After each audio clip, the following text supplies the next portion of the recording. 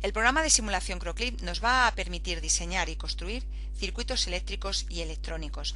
Cuando abrimos el programa nos muestra una barra de título con el nombre del documento nuevo que luego cambiaremos en función de lo que creemos y que guardaremos a través de la barra de menú, pinchando en archivo y buscando a través de guardar y guardar como la carpeta donde queremos guardar nuestros documentos.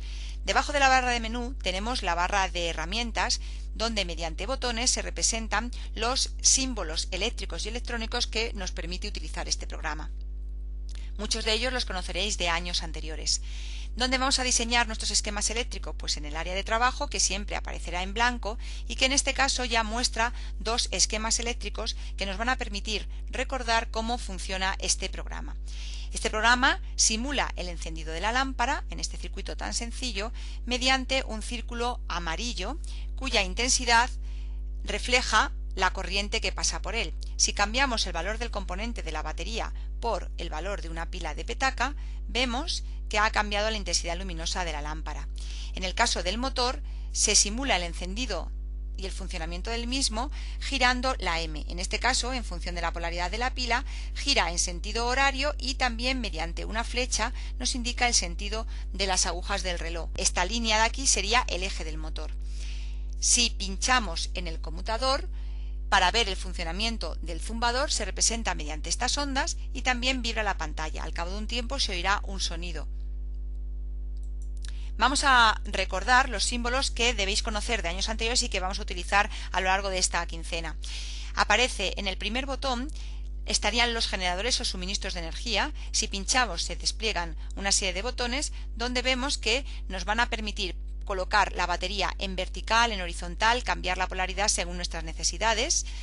En el siguiente botón aparecen los interruptores, que serían los elementos de control o maniobra, donde aparecen también en vertical o en horizontal los interruptores, pulsadores, los conmutadores y también los relés. El siguiente botón representa los que llaman componentes de entrada, que nos muestran los símbolos electrónicos que vamos a utilizar a lo largo de esta quincena. El siguiente serían los componentes pasivos, donde aparece, conocido por vosotros, el resistor o resistencia como receptor, pero también nos muestra como elementos pasivos los condensadores y las bobinas.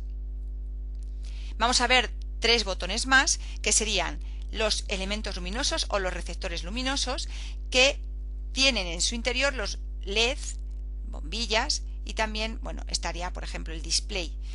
Si volvemos a la barra de herramientas principal, tenemos el último receptor, que serían los componentes mecánicos, donde podéis encontrar el motor bien en horizontal o en vertical. Y también aparecen otros operadores mecánicos que se pueden utilizar en este programa.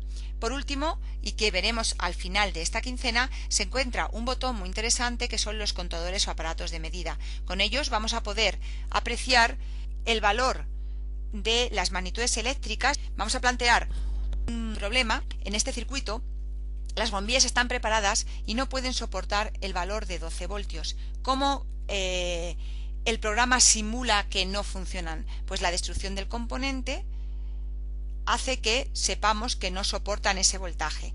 Solución ante este problema: si tuviésemos esas bombillas y este voltaje, ¿qué haríamos? Bueno, pues tendríamos que buscar en la barra de herramientas dentro de los receptores, buscaríamos una resistencia, pinchamos y arrastramos al área de trabajo y le vamos a cambiar el valor que viene por defecto de 10 kiloohmios por un valor de 200 ohmios y la vamos a poner en serie con nuestra bombilla. Vamos a abrir primero el circuito para que no se vuelva a destruir el componente. Con el cocodrilo vamos a intentar sustituir, en este caso nos dice que reemplacemos el componente y vamos a quitar parte del cable para poder colocar nuestra resistencia. Fijaros que nos queda abierto el circuito. Para ello lo que vamos a hacer es pinchar con el botón izquierdo del ratón, se muestra un carrete y unimos para cerrar el circuito con el cable. Para ver qué pasa si le ponemos esa resistencia en serie, pulsamos en el interruptor y vemos cómo se enciende la bombilla. Podéis comprobar entonces que este programa nos permite simular, comprobar el funcionamiento del circuito, analizar la viabilidad de los montajes, modificar los valores de los componentes y obtener las magnitudes eléctricas básicas de los circuitos.